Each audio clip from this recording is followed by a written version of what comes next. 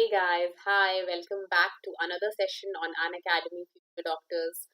I'm your educator for biochemistry. I'm Dr. Shivangi Shukla. I welcome all of you.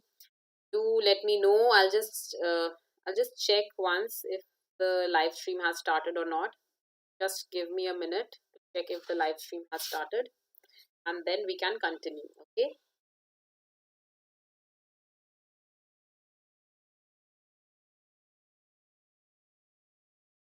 Just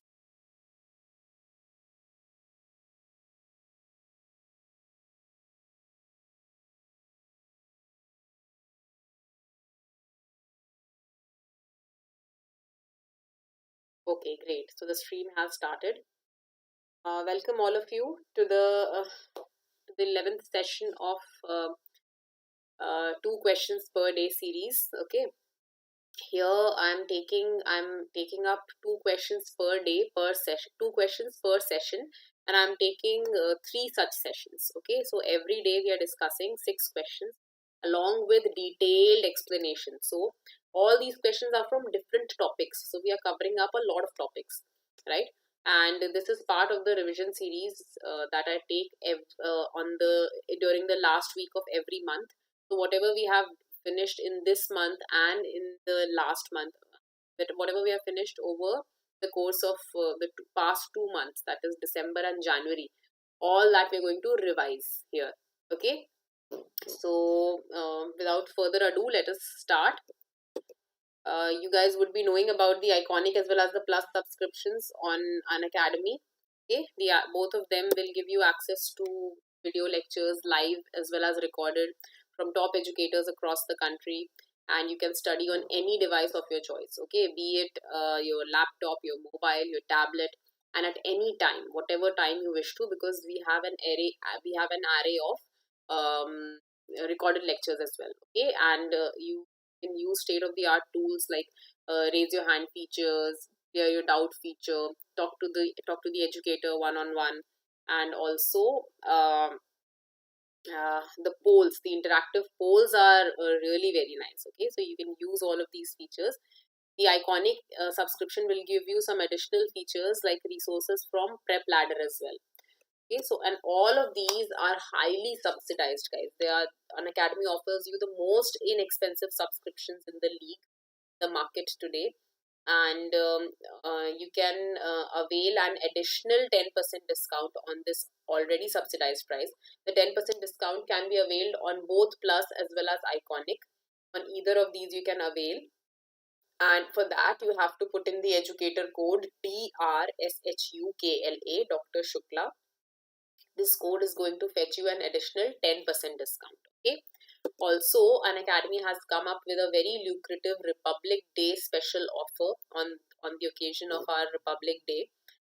From 25th to 27th of January, you will be Unacademy is offering you a 6 months free extension for the plus subscription, that is of 1 year or above duration. Okay, so if you take a plus subscription, that is for 1 year. Okay, you can first of all avail an additional 10% discount on the price. That is, if you apply the code DRSHUKLA, Dr. Shukla, you'll get 10% discount. And if you take the subscription between January to 25th January to 27th January, you will get 6 months free. It will be in addition to the 1 year that you're subscribing for, you will get additional 6 months. So that instead of the 12-month subscription, you will be getting an 18-month subscription in the same price, along with a 10% discount if you apply the code DRSHUKLA. Okay, so if you are planning to take the subscription, please, I would advise you to do it within these 3 days, 25th, 26th, and 27th. It will be very, very lucrative for you. Okay, now, so we have completed 2 of our sessions, right? Now I'll be starting with which question. We completed this one as well. Okay, this is a very interesting question from Homeostasis. Which of the following molecule is a zwitterion? What is a zwitterion? I hope all of you know this. Which of the following molecules is a zwitterion? A molecule that contains no charge. B, one containing one positive and one negative charge, one containing one negative and two positive charges, or the one containing one positive and two negative charges. Okay, so I'll be giving you 5 minutes per question to answer. Okay, you have to answer in the comment section here in the live chat. All right, and 5 minutes I'll be giving you. Look at this question, try and recall where you have read this, where we have discussed this along with examples, and then answer. Okay, your 5 minutes start now. All the best.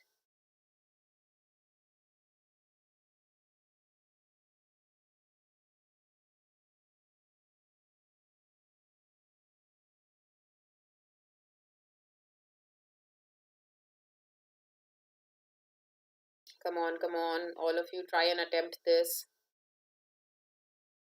An interesting application based question from the chapter of homeostasis. I hope you guys have understood the chapter of homeostasis because it is extremely important, very important for you to be great clinicians as well. Okay.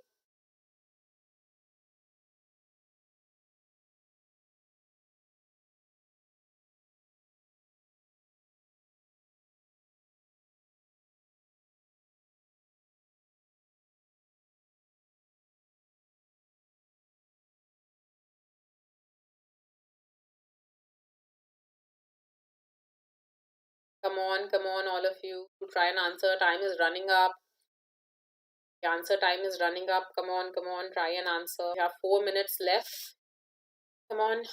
What is the correct answer? Which of the following molecules is a Zwitter ion containing no charge, containing one positive, one negative charge, containing one negative and two positive charges, containing one positive and two negative charges? Hi Jatin. Jatin is here, very prompt with the answer. He is saying it is B, one positive and one negative charge. Let us see if Jatin is right or not. Is there anyone who wants to contest him? Is there anyone who wants to put up a different answer?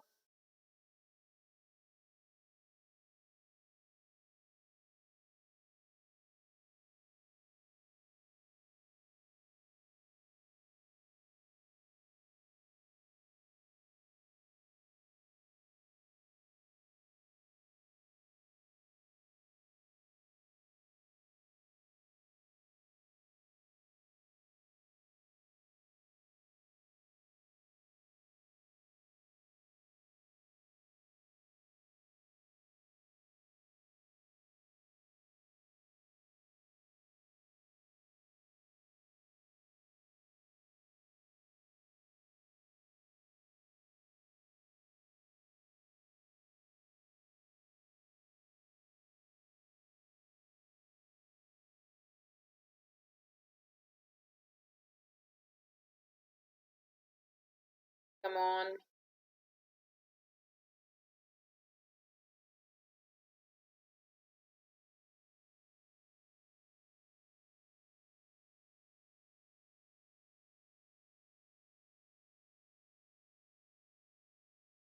Then I'll check up the provision for blocking in the live chat, how it is. I'll just check up with the team and then I'll do it. Okay. Till then you can ignore. Let us focus on this question.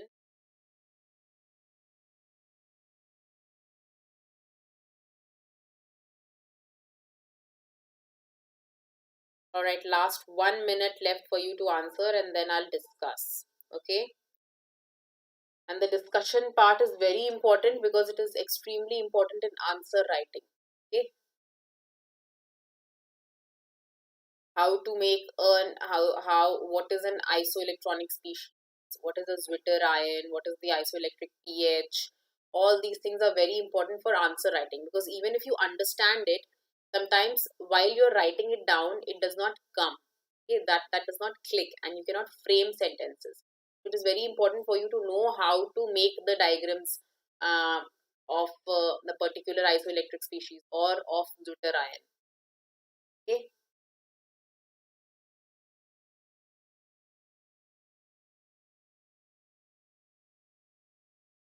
Very good, Jatin. Very good.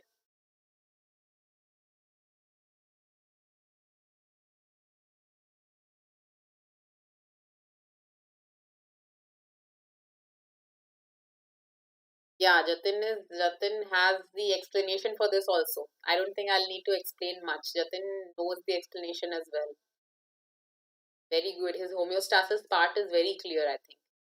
Very good, Jatin. Homeostasis is extremely important, okay? For you to be good clinicians, for you to be good physicians, good emergency medicine practitioners, whenever you are practicing in the casualty, whenever you're sitting in the casualty and you have patients coming in or in the ICU, it's very important that you know how to calculate, how to read an acid-base analysis, how to calculate different calculations that are involved in the maintenance of homeostasis. All these things should be at the tip of your tongue, or at the tips of your fingers. Okay. Now I think the time is up for you to answer. Okay. So I'll tell you the answer. It is, as very correctly pointed out by Jatin. Again, Jatin has back to back two correct answers now. This is B, containing one positive and one negative charge. Okay, so this is a zwitterion which contains one positive and one negative charge. And why is this so? Because what is the definition of zwitterion? Zwitterion is a molecule which contains no net charge. Okay, so had this been two positive and two negative charges, then also it will be a zwitterion. Okay, so zwitterion will have no net charge. Okay, so the addition of all the charges along with their signs is zero. No net charge on the molecule. Okay, now in the chapter of amino acids we read about zwitterions. Amino acids can have either net positive, net negative or net zero charge. Okay, depending upon the solutions in which they are placed. Okay, now amino acids have two terminals. Okay, one terminal is COOH and the other terminal is NH3 plus. Amino and acid. Amino terminal is NH3 plus and acid terminal is COOH. Okay, now both of these terminals, both of these molecules, COOH as well as NH3 plus, both of them behave as weak acids. Now what is an acid? Acid is a molecule that is ready to give off H plus ions in solution. Acid wants to donate its proton, its H plus. Okay, so with how much readiness or with how much ease a particular molecule can give off its H plus, that will decide the strength of the acid. Okay, if the acid is very strong, it can give off H plus very readily. Okay, now COOH is a slightly stronger acid than NH3 plus. Okay, both of them are weak acids, but the strength of COOH is slightly more as compared to NH3. So in a solution, COOH will first lose its H plus ions. Okay, understood? Also, how do you calculate the strength of an acid? You calculate the strength of an acid by the pKa value. Just like you measure the pH of a solution. What is the pH? pH means the negative logarithm of the hydrogen ion concentration in the solution. Okay, the concentration of hydrogen ion, you check the concentration of hydrogen ions in the solution, and then you check the concentration of hydrogen ion in the solution, and then you take the negative logarithm of that will determine the pH of the solution. Okay, and for determining the strength of the acid, you check the concentration of the hydrogen ions that this acid is giving out, and you take the negative logarithm of that. Okay, that will determine the pKa value or the strength of the acid. Okay, now at isoelectric pH, an amino acid will not have any charge. Okay, at this isoelectric pH, the amount of positive and negative charges on the amino acid are equal. Okay, now how do you calculate the isoelectric pH? The isoelectric pH is midway between the pKa values of either side of isoelectric species. Okay, now how do you calculate this? I'll tell you. Okay, how to calculate this? Just look. We'll see two types of amino acids. First, which contain just two dissociating groups that are one COOH and one NH3 plus. Okay. Now this COOH can give one H plus, that will be pKa1, and NH3 plus will give one H plus, that will be pKa2. First of all, COOH will give H plus because it is a slightly stronger acid. Okay. So the Pi or the isoelectric pH of alanine is pKa, the average of pKa1 and pKa2. Okay. It is very easy. But if you have an amino acid like aspartic acid, which has more than one dissociating groups. Why? Because it has two COOH. Can you see? So both of these COOH can give their H plus. So you don't have to take out an average of all the three. No, here there is something else. What did we see? Isoelectric pH is the midway. It is the pH midway between pKa values on either side of the isoelectric species. So here the center molecule is the isoelectric species. Why? Because it bears one positive and one negative charge.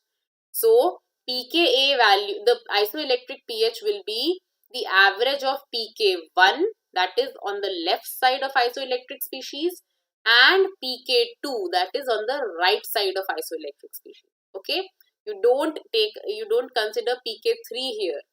Understood this? So the average of the pKa values on either side of the isoelectric species is the Pi. Now how do you make these species? First of all, you'll start with the this the neutral structure of aspartic acid, which contains two COOH and one NH3 plus. Okay. Now both COOH and NH3 plus are weak acids. So if you place them in a strongly acidic solution, then none of them will give off their H plus. Why? Because the solution surrounding them is a very strong acid, and that solution will only keep on giving off its H plus. Okay. Now suppose you put this in a slightly weaker acid. Now COOH will start losing its H plus. Okay, the first COOH will lose one H plus, and now what will it become? COO minus. The other one still has its H intact. Now when you put it in a slightly lesser acidic, even lesser acidic solution, now the second COOH will also lose its H plus, and now it will become COO minus, and NH3 plus. Got it? Now if you place it in an alkali, now if you place it in a very weak solution, weak acid solution or an alkali, then only NH3 plus will have the strength enough to lose its H plus. Okay, because it is a very weak acid. So until and unless you place this inside a solution which is weaker than NH3 plus, the NH3 plus is not going to lose its H plus. Okay, so now you have placed this in an alkali, and now NH3 plus will also lose its H plus to become NH2. Got it? Understood? So this is how an amino acid or any other acid behaves in different types of solutions. Okay? So this was all about Zwitter ions, isoelectric species, and how do you calculate the isoelectric pH. Okay? Next, this one we have already discussed. Yeah, this. Which of the following factors are responsible for hemolysis? Okay, this is a very important question. Just look at this. The very good, Jatin. Jatin to already had the idea. Jatin knew this already. Now, Jatin, answer this question. Which of the following factors are responsible for hemolysis? Is it A, deficiency of NADPH, B, deficiency of G6PD, C, deficiency of reduced glutathione, or D, all of the above? Okay. Alright, your time starts now. 5 minutes to answer this. Please consider each and every option carefully and then answer. Do not jump with the options. Do not jump with your answer. Analyze each and every option and then remember, and then you have to tell me from where I have drawn this question, from where I have framed this question. Because we have read this in the metabolic marathon only that we were doing. The medical marathon on metabolism on Unacademy. There we have read this cycle in great detail. Okay.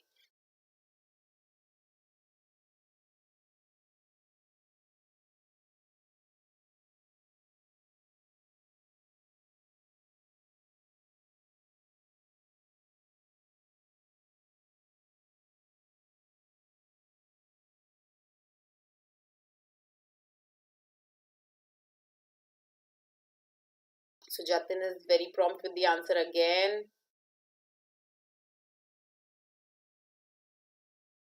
Let us see if he can manage a hat trick with this or not. Hat trick of correct answers.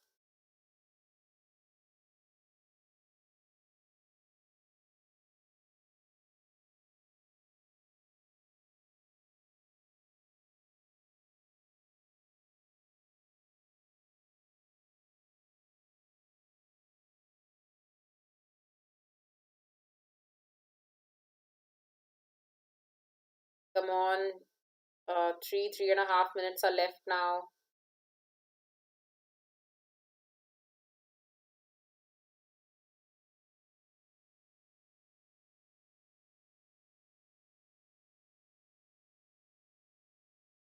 Try and answer, guys.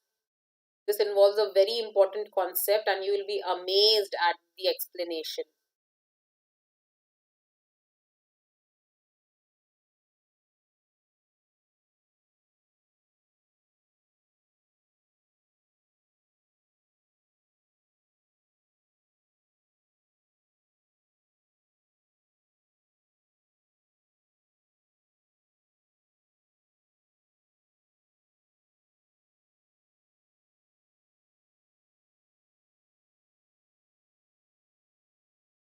Last 2 minutes left for you to answer now.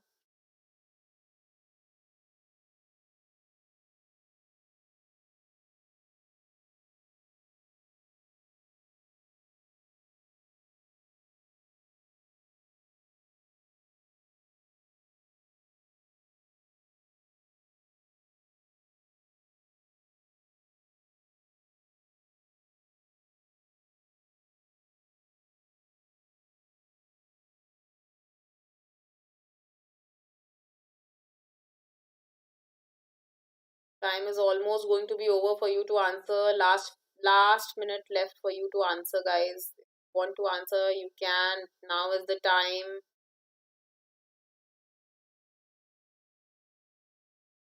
Look at the options carefully. What are the factors responsible for hemolysis? Is it A, deficiency of NADPH, B, deficiency of G6PD, C, deficiency of reduced glutathione, or D, all of the above?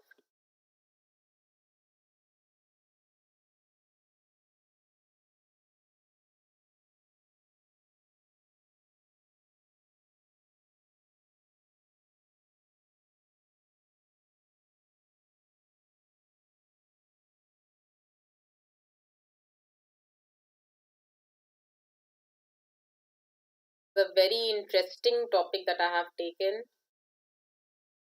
and you will be very amazed to know where it is from.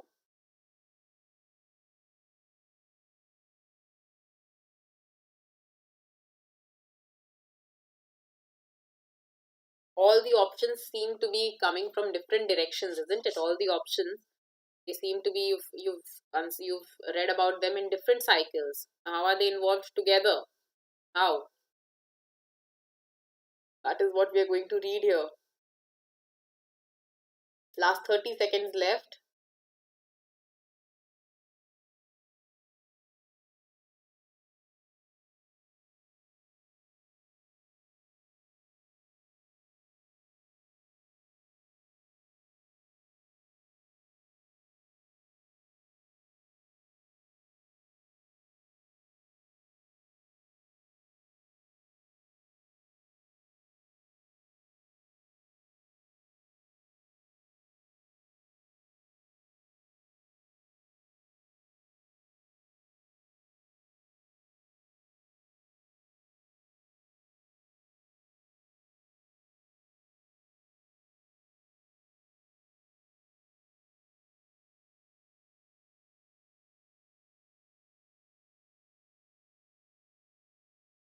Okay.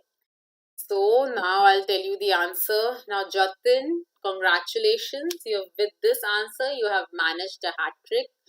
Great, great, very well done. I'm very proud of you. Very good. You've managed a hat trick of correct answers. Very good. You have really impressed me today. Very good, Jatin. Keep it up, okay? You've got a long way to go, a very bright career ahead. Congratulations. Which of the following factors are responsible for hemolysis? The correct answer is all of the above. And why is it so? Where have I taken this from? This is from the HMP shunt, guys. Now let us look at the pentose phosphate pathway or the hexose monophosphate pathway. What was this? This is an alternative route for glucose. It is an alternative metabolic route for glucose. And this is not utilized for the production of energy. Mind you, glucose enters glycolysis for the production of energy or ATP. But glucose enters the hexose monophosphate shunt for the production of intermediates. What are these intermediates? NADPH, which is a reducing element required in fatty acid synthesis, cholesterol synthesis, steroid synthesis. Also, NADPH is required in glutathione metabolism, okay, in maintenance of reduced glutathione. So therefore, NADPH is a reducing element. NADPH contains hydrogen ions which are reducing elements. What is reduction? Reduction is addition of hydrogen or removal of oxygen. Okay, so this is a reducing element. Okay, now this glucose 6 phosphate, 3 molecules of glucose 6 phosphate start the HMP shunt. Okay, now these 3 molecules of glucose 6 phosphate will convert to 6 phosphogluconate. And what is this? The most important enzyme is glucose 6 phosphate dehydrogenase, G6PD. Okay, this is the most important enzyme involved in HMP shunt. Now this G6PD will, what will it do? It will, since it has dehydrogenase in its function, it is going to remove hydrogen from glucose 6 phosphate and give this hydrogen to NADP to form NADPH. Okay. Now this 6 phosphogluconate will again convert to ribulose 5 phosphate by dehydrogenation and decarboxylation. Okay, got it? Similarly, both the other glucose 6 phosphate will also undergo the same reaction. So glucose 6 phosphate forms ribulose 5 phosphate. Okay, 3 glucose 6 phosphate molecules are forming 3 ribulose 5 phosphate molecules, and all of them are producing NADPH. Okay, now comes the second part of the HMP shunt, where ribulose 5 phosphate molecules, 2 of the ribulose 5 phosphate molecules are going to form xylulose 5 phosphate. Now xylulose and ribulose are epimers at the 3rd carbon position. Okay, and ribulose 5 phosphate, one of the ribulose 5 phosphate molecules will form ribose 5 phosphate. Now, where is this ribose? We have discussed in one of the earlier sessions that ribose is the sugar that forms beta-N glycosidic linkage with the nucleoside. Okay, so this ribose sugar is utilized in nucleotide synthesis also. So, can you see all the intermediates of the HMP shunt are being utilized in other cycles? Okay, and the HMP shunt is not producing any ATP. Okay, so now what happens is this xylulose 5 phosphate and this ribose 5 phosphate will exchange their carbons, and this 5 carbon compound will become 3 carbon glyceraldehyde 3 phosphate, and this 5 carbon compound will become 7 carbon pseudoheptylose 3 phosphate. Now again they will exchange, where this 3 carbon will become the 6 carbon fructose 6 phosphate, and this will become 4 carbon compound erythrose 4 phosphate. Okay, now what happens is this fructose 6 phosphate will isomerize to form glucose 6 phosphate. So this had started with glucose 6 phosphate and it is ending with glucose 6 phosphate. Similarly, this one, which had become erythrose 4 phosphate, will take away 2 carbons from the 3rd xylulose 5 phosphate. Okay, and this will become again fructose 6 phosphate, which will isomerize to form glucose 6 phosphate. And this has donated 2 of its carbon here, so it has become a 3 carbon glyceraldehyde 3 phosphate. Now it will enter glycolysis and it will go reverse to form glucose 6 phosphate, and 2 of the molecules of glyceraldehyde 3 phosphate will combine together to form 1 molecule of glucose 6 phosphate. So from where HMP shunt had started, it will end there only. but it will produce useful intermediates. Okay. Now, can you see the erythrocyte cell membrane? The cell membrane of RBCs, it contains glutathione peroxidase and it contains glutathione peroxidase enzyme. Okay. Now, what does this glutathione peroxidase enzyme do? This glutathione peroxidase converts the hydrogen peroxide molecules, any hydrogen peroxide that is produced due to antioxidation inside the RBC cell membrane. The hydrogen peroxide, it will convert to harmless water. Okay. Otherwise, what will happen if this glutathione peroxidase is not available? What will happen? This hydrogen peroxide will undergo Fenton reaction to produce hydroxyl free radical, and this hydroxyl free radical is can cause oxidative damage to RBC membrane and hemolysis. Hemolysis means breakdown of red blood cells. Okay, this breakdown occurs because of free radical damage caused when the hydrogen peroxide, it will form hydroxyl free radicals. Okay, so to prevent it from forming hydroxyl free radical, glutathione peroxidase converts hydrogen peroxide to harmless water. Now, glutathione peroxidase, when it reduces hydrogen peroxide to water, it will oxidize glutathione to oxidized glutathione, reduced glutathione to oxidized glutathione. Now, for this antioxidant cycle to continue, we have to have a good supply of reduced glutathione. So this oxidized glutathione is converted back to its reduced form utilizing the utilizing the reducing elements given by NADPH. Okay, and these reducing elements are they are derived from the HMP shunt. So if the glucose 6-phosphate dehydrogenase enzyme is deficient, then this HMP shunt cannot function. Then NADPH is not produced and glutathione will not be available, and what will happen? Free radical damage will occur and there will be hemolysis, which will cause hemolytic anemia. Understood? Got it? So it is very, very important for you to know the whole metabolism. It is very, very interesting. Okay. Now Jatin is asking, Jatin, for HMP shunt, see, I have taken a lot of classes in HMP. For HMP shunt, you can attend dedicated classes HMP shunt ki. On this channel also, on the Unacademy platform also. Okay, you can attend those classes. Each and every step I have discussed in detail. Okay, this is just for revision. So abhi isme I'm giving just 2 minutes for the explanation. There I have taken full half an hour, 45 minute sessions for HMP shunt. Okay, that you will understand in great detail. Okay, after this session, just check on this channel only, HMP, type HMP shunt and you will find. And on the Unacademy app also you can attend HMP shunt. Okay, you can watch on 2x speed, you'll understand, or you can watch on the normal speed also, you'll understand.